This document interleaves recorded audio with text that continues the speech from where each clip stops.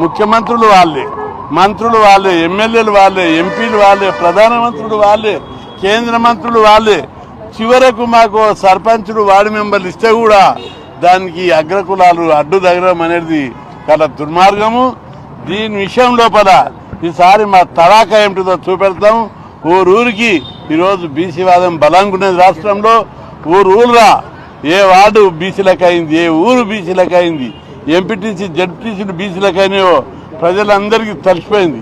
ఈ పోరాటం న్యాయ పోరాటంలో బీసీలు పోరాడేది ఆకలి పోరాటం కాదు, ఆత్మగౌరవ పోరాటం. అన్యాయాన్ని కొద్దిగానన్నా సహిస్తాం, అవమానాన్ని మాత్రం సహించాం. నోటికాడి ముద్దలు లాక్కోవడానికి ప్రయత్నం చేస్తున్నారు. దీని మీద బీసీలందరూ కూడా తిరుగుబాటు చేయడానికి సిద్ధంగా ఉన్నారు.